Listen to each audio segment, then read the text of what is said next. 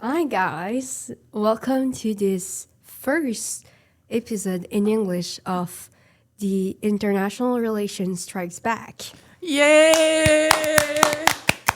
So guys, we're finally translating our episode from French to English. So enjoy! So today's episode is about Fantastic Beasts. First of all, trigger warning, we do not support J.K. Rowling. We only analyze the movie.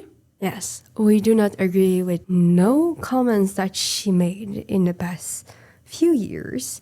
We only aim to analyze the movies that she made because it's very revealing about the British American views of the world. And the soft power. Yes, through their soft power. That's just the subject of our podcast, guys. So, today we're analyzing Fantastic Beasts 2 and Fantastic Beasts 3. Fantastic Beasts 2 is about mainly Credence searching for his origin, his identity, because we know at the end of the first movie that his parents didn't leave him to this horrible orphanage. He was stolen, probably, and he goes to Paris because one of the clues about his identity is an old nanny that knew him, and his fate might be linked to the Lestrange family that little Lestrange is from, the ex-lover of Newt Scamander and the new fiancé of his brother, Theseus Scamander. Through all this identity quest, we follow also the rise of a new leader, Grindelwald, that is starting a new movement that is against the non-magical creature and is aiming to take control of the whole world as wizards and stop hiding from the non-mage in the context of a new world war that is brewing in the non-mage community. And with that, we're gonna start our analysis. Okay, so first, can we talk about the fact that the USA captured Grindelwald? Like, why the USA? like, why? It's ironic because there's a reason why in the movie, since like the first movie, it's mainly happening in the US. And we know that Grindelwald was hiding in the US. Why? Because in the US, there's this old vision of the US, of America as a new world, as a new place to start over. Yeah, the USA is seen like a way to escape the war in the European country, like with the First World. First World War, but double- also throughout history, most of the people going to the so-called New World were going there because they were being bullied, intimidated, killed for their religion in the US. The first European that crossed over in the US, they were different religious minority that went to the new so-called world to start over and to live by their faith without being bullied. Yeah, even in the Fantastic Beasts 3, we see that this image about the USA, like a place where A safe haven, let's say. yeah, it's really this place because in Fantastic Beasts they want to go to Fantastic Beasts 3, they want to go to the USA to escape the war again. It's interesting because Grindelwald went to the US because he knew that if he went to any other European countries, it would be easier to get fined, like to be discovered. Yeah, at the same time they pictured the US like they're stronger than any other country because that's the US who captured Grindelwald. That's not the British, that's not the French, that's the US. Yes, they captured him, and until he was under the guards, he didn't escape. He wasn't able to. But as soon as he passed, they ended him over to the British. It's now at that moment that he escaped. Yeah, he is stronger than any British Asian. And they portray the British as less efficient, less strong than the US, which is kind of ironic because if we recall, J.K. Rowling is British, but the studio that is making Fantastic Beasts is American. So it's very revealing of a mix of power between the American soft power and the British. But at the same time, we see that it's more leaning towards the American because, yes, we know that it's a fiction. But still, a fiction is very interesting and revealing about the intentions of the people producing that movie. Especially since we know that J.K. Rowling have written the script and has made the movie too, which is really rare. So it's very our vision with the vision of the studio. So it's interesting because what we understand from that representation is that, like the movie is saying us, the Americans are required to deal with the big threat. They are the only people capable of dealing with this threat that is Grindelwald. Yeah, and we can make a link with Interpol. Interpol is not a UN agency, but it's a cooperation of the different police forces around the world. Yeah, and one other thing that they do is that they send red notice about criminals that they are researched around the world, and sometimes a country can capture them, and with Interpol just transfer it to the other country, like the US did with Grindelwald. They capture him, and they transfer it to the British. Because they are the one that have jurisdiction over him because he's a British citizen, wizard British citizen. Yeah. Okay, so this is the first interesting thing about this, and that's just the beginning of the movie. So imagine what we have to say about the rest. If we continue, we can talk about dictatorship. Like Grindelwald, his personality is very similar with the big characteristic of many dictators, like he's charismatic, he's there for the people, and he's a good speaker.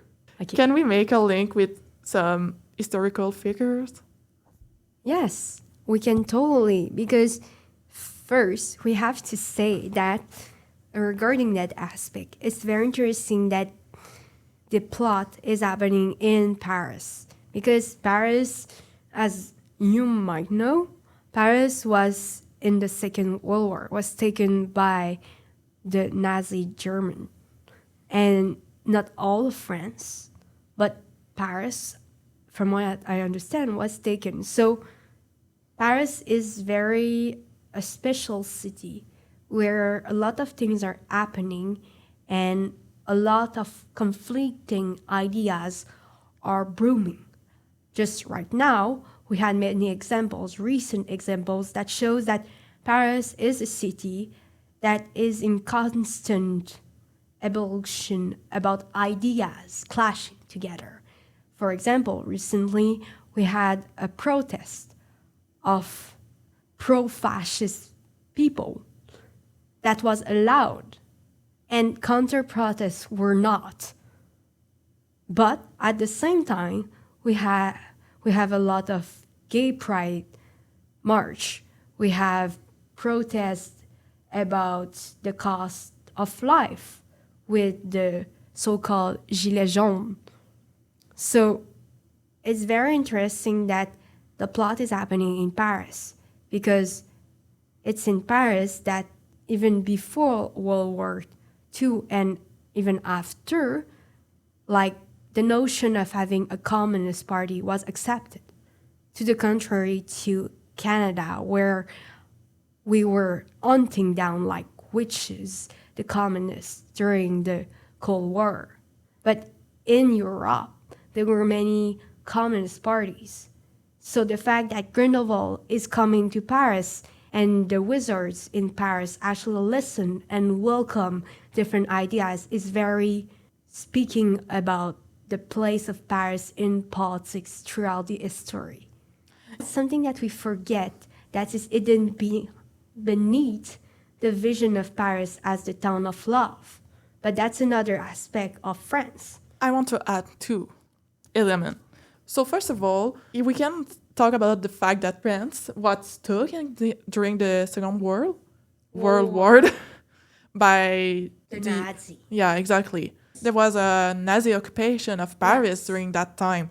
Yes, they were occupied, and we can do a comparison between Général Pétain and Grindelwald because they're quite similar in the aspect that they're both men that are very charismatic, that have high achievements, because even if it's not directly said regarding Grindelwald, his capacities, his power is like the same thing as Pétain that had experience in the army.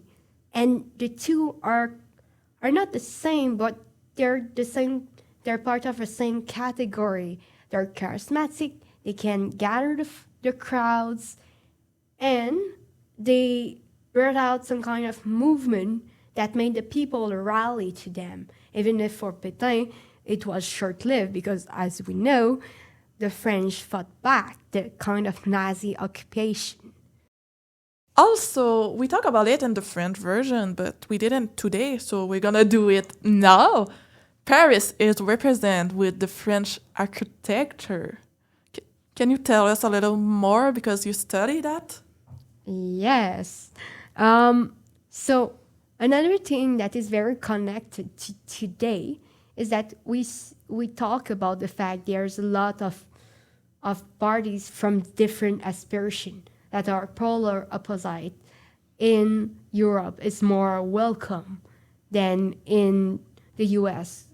Not necessarily the US, but more Canada.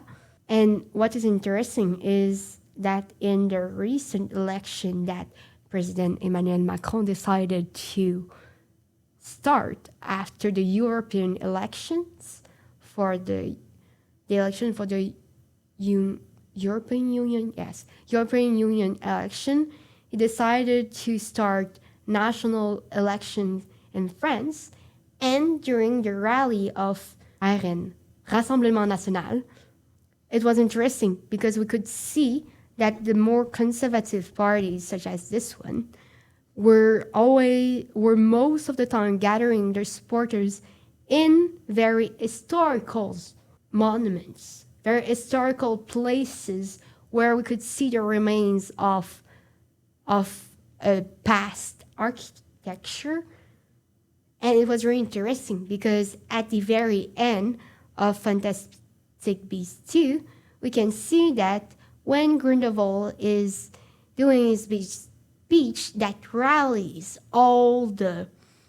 most of the wizards in Paris, that decides to leave with him after that speech, it's in a similar monument. It's in a very, very ancient monument.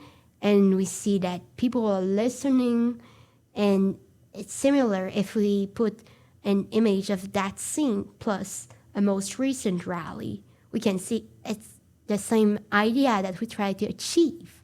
So we can see in some sort of tendency of extreme right movement to rely on historical monuments of the past about some kind of past glory, some nostalgia from how things were before. And you can ground it visually by doing rallies in historical kind of monuments. The Fantastic Beasts 2 is more just, if we look at the storylines, it's aiming to reinforce the idea of Paris being glamorous, but also being the capital of changing times, about change, about revolution. Yeah, when we were recording this, we are on the 17th of July. And like 3 days ago was the French National Day. Yes, when they did the revolution and decided that they had enough of monarchy. So it's another very symbolic reason why Grindelwald chose this city. Because it was at the heart of a revolution, which is why I think especially France is more welcoming of different ideas. Because they have this past of a very bloody revolution and a lot of eras where the politics were unstable, but it brought them to today, which is not perfect, but a good enough place in international relations, let's say. Yeah, and also when they create the UN nation with the Security Council, the Soviet Union asked for the French to be part of the permanent member because they thought that if they have a veto and because they was occupied by them, they will be likely on the same page. Especially since at that moment, France didn't have the best relationship with the US. Many people forget that, but at the beginning of the Cold War, like the US and France had a lot of disagreements. And like, I know it's not really back to back, but still in the first 30 years, like it was General de Gaulle that was the president at some point, and he was very anti-US. He was anti-UN. He called it the machin. So, like, it was to the advantage of the Soviet Union to have the France because they have always been questioning, let's say, the US. And even today, even before Trump, I would say that, yes, like the relationship was better, but it didn't stop the France from making decision on their own as a European country, as a member of the European Union, and not primarily as an ally of the US. And if we go back to Fantastic Beasts, we can start Fantastic Beasts 3.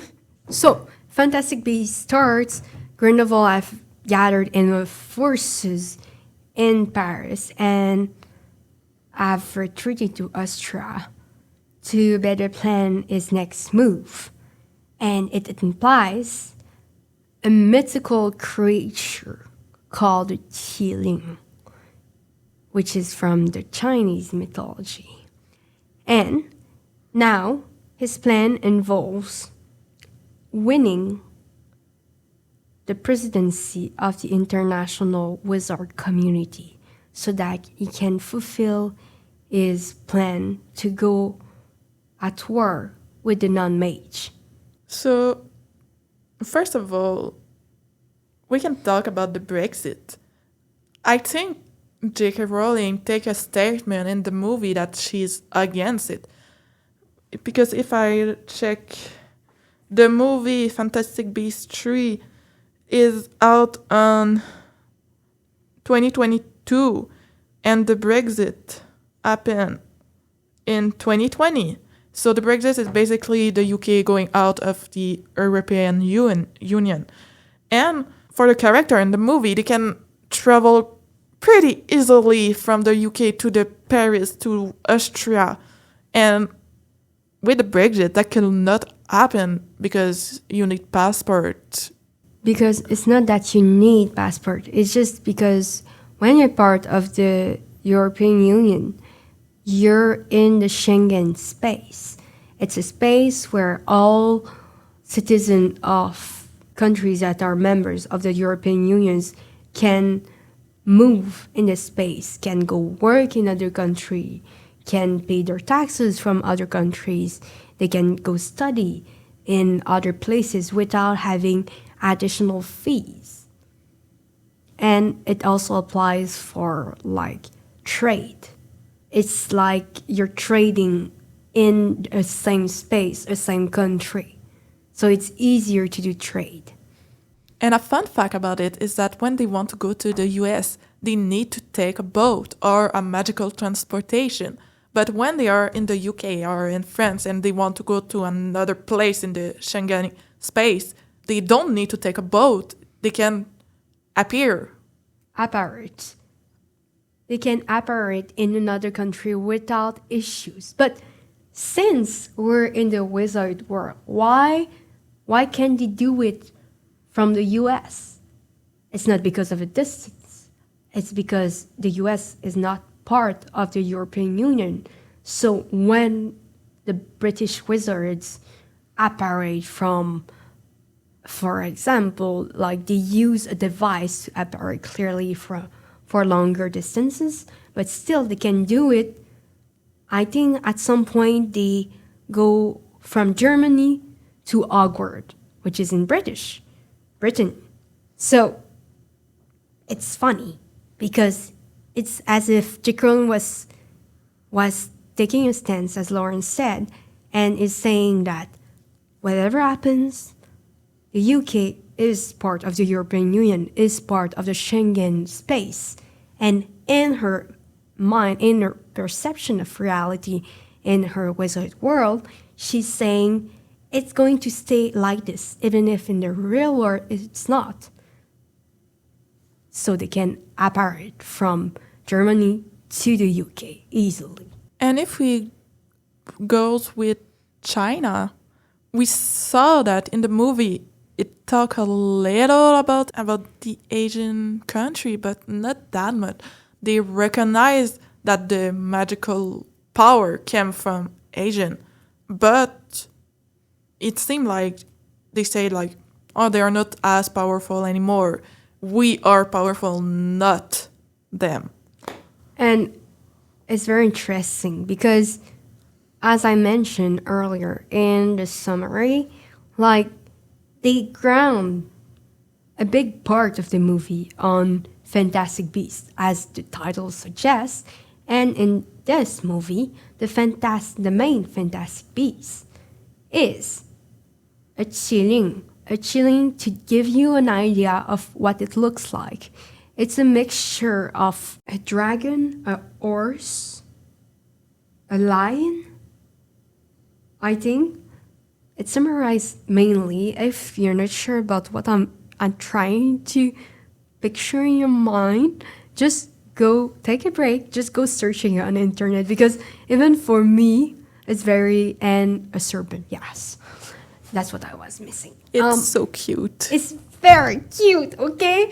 So, they ground a big part of the movie on that creature, which is obviously from China, and they put a big emphasis on the fact that at the end, they put their faith in that mighty and celestial creature that is from China. And that has been said to designate the new emperors. It's an auspicious sign also. And yet, what is funny is that when you look at the candidates for the international wizarding community that is like the UN, like we have two contestants before Grindelwald bots in, of course. There's one that is from Brazil and another one which is from China. Very obviously from China or Singapore, but I would more say China. But that one, he's one of the main contestants, and yet he gets so little screen time. He's just there in background to say, oh, we're inclusive. We're inclusive. Hey, guys, we're talking finally about Asian countries.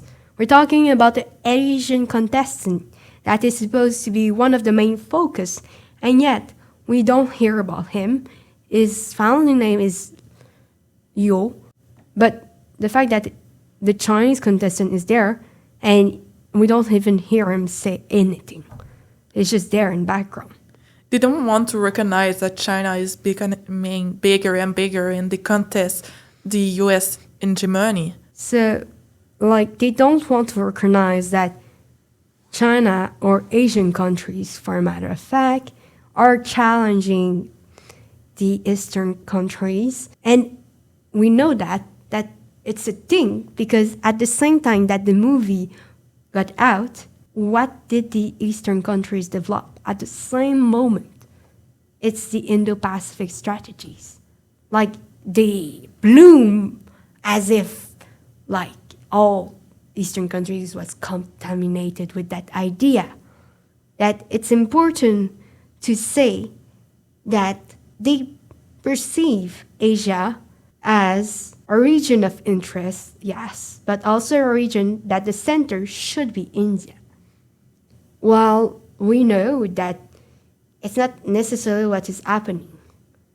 And they wanted to state that it's their narrative. And here we agree with that because we recognize that Asian countries are more important, but they're still background characters. That's what this movie is saying, basically.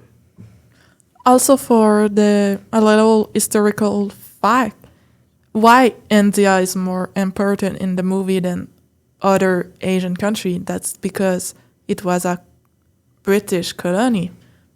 It's very clear that it's a mixture of American and British soft power in this movie.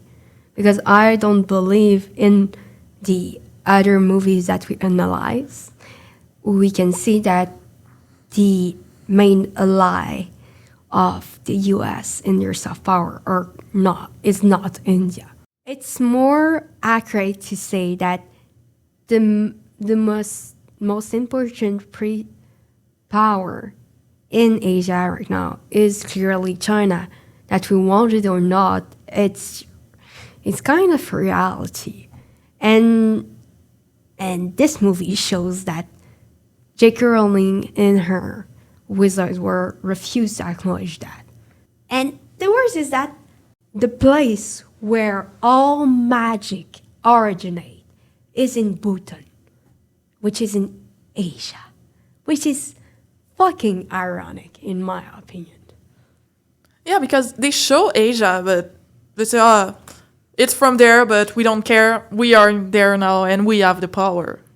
Yes, and I'm like, okay, like it's great that there's an effort to put diversity in this, and in the two contestants, they're both from non-Eastern countries, and that Grindelwald is like the white guy that is like, I'm gonna take power, and he's the bad guy.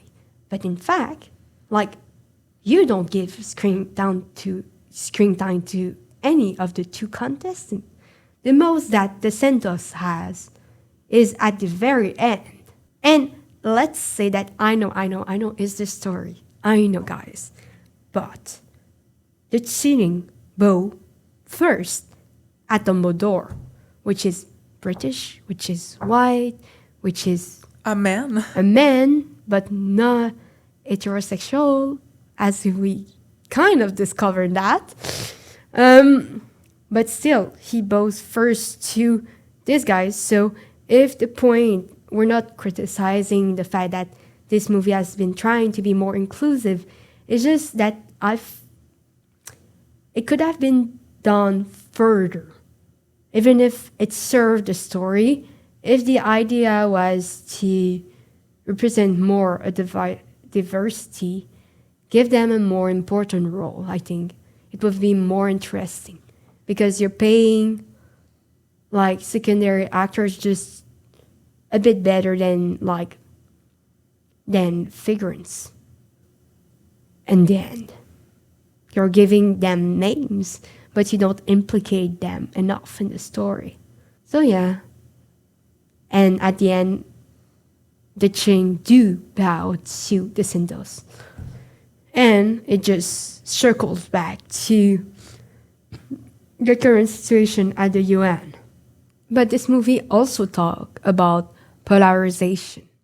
polarization, because one of the big event that happened in the movie is that where it happened a big contest between DeSantis and Leo, and we can see the division between the two supporters, and they don't really talk to each other. At the same time, I think it's DeSantis who do a magical trick and just change a banner with her adversary, with her face. So we can see it like the picture, the polarization that we cannot have it now. Example, in election, there's the supporters are more and more against each other. There's less talk and less listen to each other. It has the effect of an echo chamber. Exactly.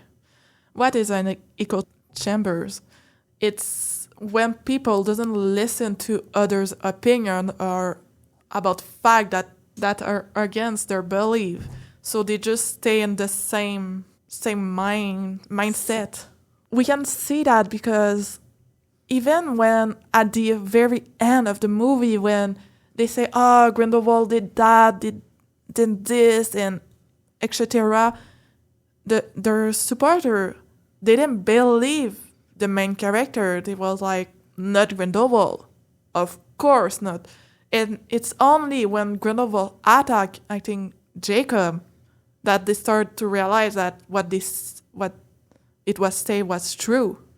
Yeah, and I think that it's not even at that point because, okay, so Leo and DeSantis and Grindelwald are adversary because they all want to be the equivalent to the General Secretary of the UN, but wizard version. And it's interesting, as Lauren said, is that when Grindelwald arrives, like we can see that the crowd is split completely into half. And no one is talking to the other. They even almost start a fight. But when Grindelwald arrives, he pulls down the window and people are cheering for him. And like Dumbledore sends news commander to talk with the previous-ish General Secretary of the Wizard UN, and he tells him, don't make the easy choice. And the easy choice is allowing Grindelwald to be a contestant for the new General Secretary of the International Wizards Community. And that's exactly what he does.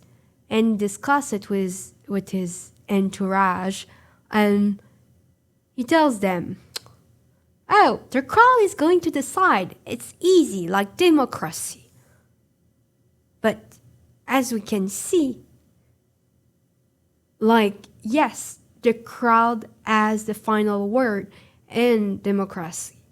But an authoritarian leader or a very charismatic leader that is Grindelwald can easily convince the crowd that it's right to believe in him by shaming the other contestants, by using quicker path, by oversimplifying the subject of interest, by stating easy answer for them, and that he's the answer to all the crises, all the bad things that are happening.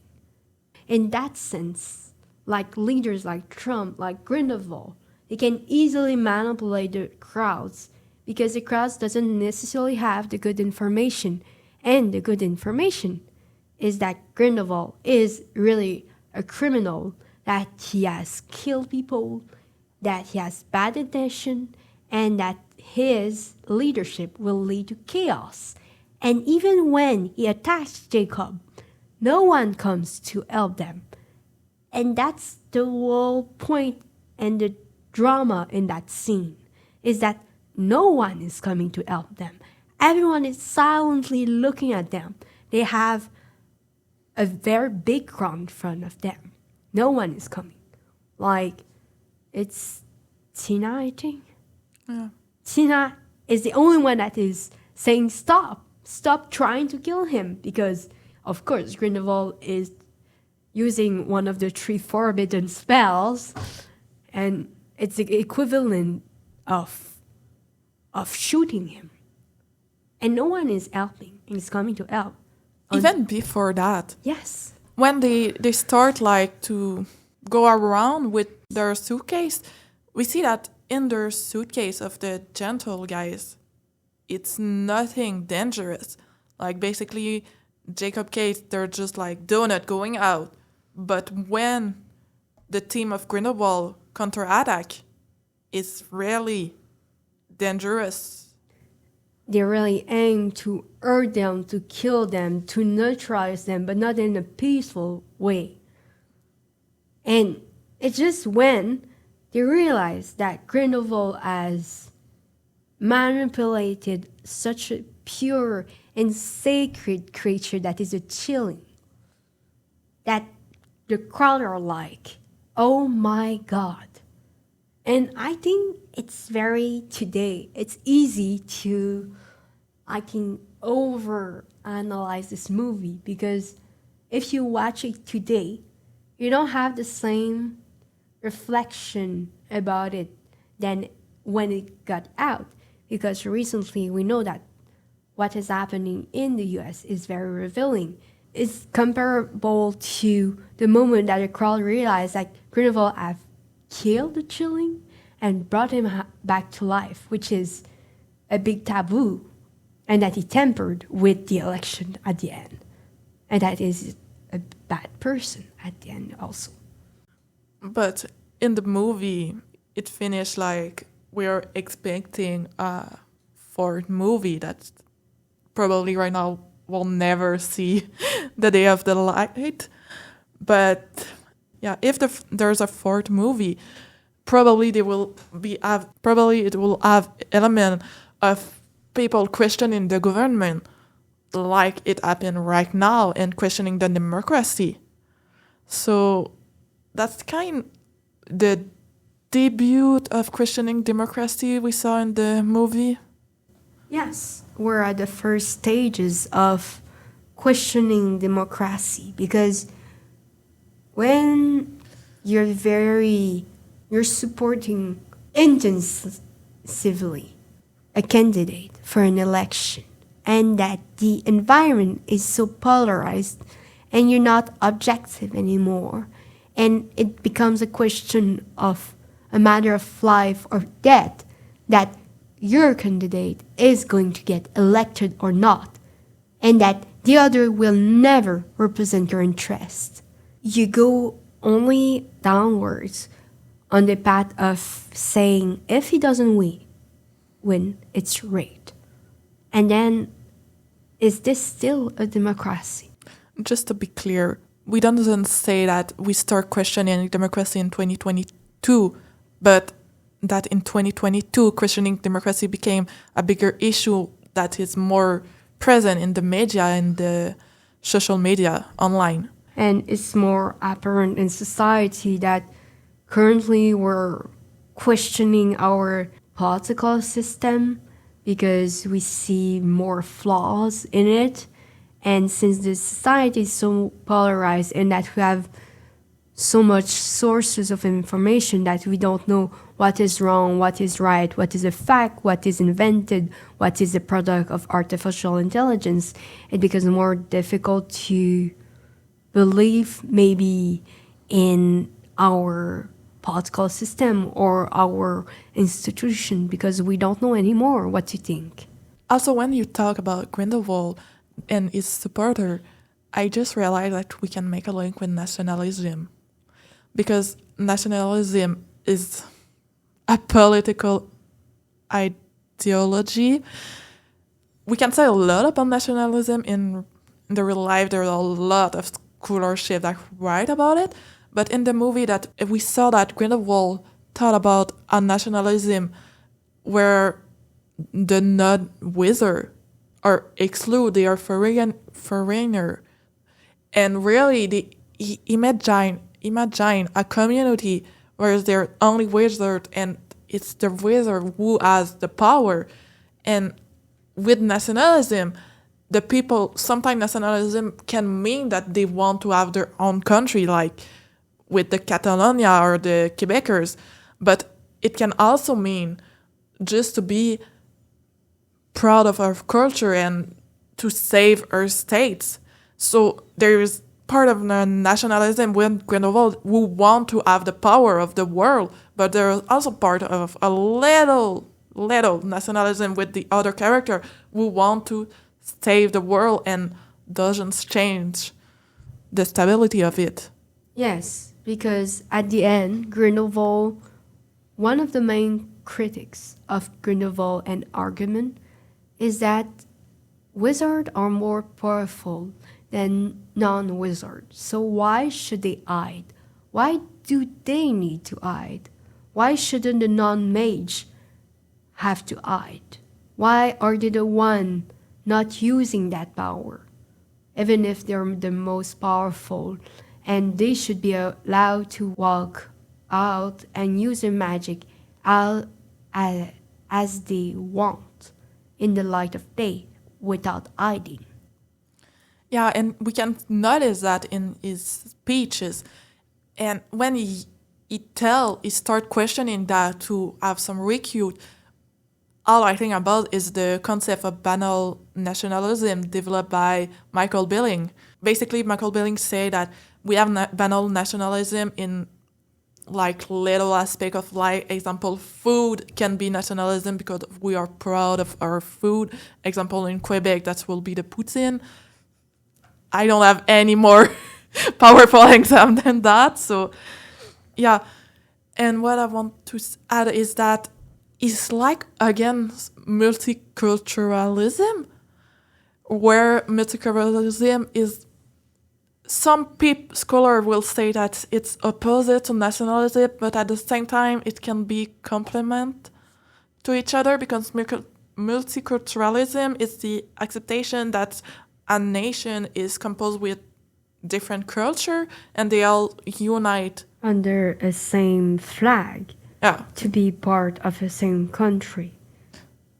And it's very revealing about the society that we have today in the Eastern world, especially because there have been a lot of migration, and some countries have went from being mainly white to being composed of different culture, of people of different origin. Like, people working on that aspect don't like us to represent it as a wave, but I think that these past few years it's been more significant, more acknowledged that there's a lot of movement between countries, and movement because of wars, because of climate changes, because of political instability.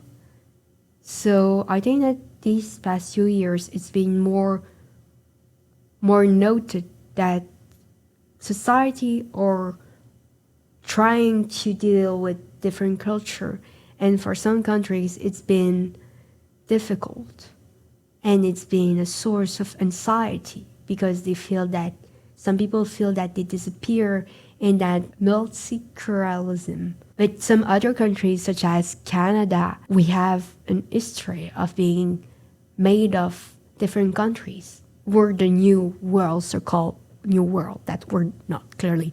There were people living there before, but in the mind of Europeans, we're still in some kind of new world. So some countries have a history of being multiculturalist, and others have more recently tried to assume that factor. And with that being said, we can talk about the representation in the UN, and we see it more in our next episode. Yes. So in our next episode, if you're interested and if you found that the English version was interesting, hopefully, our next episode we're going to discuss more about world issues about artificial intelligence, crypto money, and also we're going to talk more about states as international actors. So please like and subscribe. Yes, like and subscribe, and I hope that you enjoy this episode, and don't hesitate to also share this with your friends because, as you know, this is not our first language. So we're really trying to adapt and make this inclusive. So I hope that you have fun and that if you're interested to be a guest to this podcast, don't hesitate to reach out because we would like to have your insight. Since we're starting this podcast, this English version, we are really looking forward to have guests which have different background than us and that can challenge and that we can discuss our different perspective on movies and on soft power because otherwise we all just ended up in echo chambers. It's important to mix ideas. So hope you enjoy and have a great day or evening. Ciao. Bye.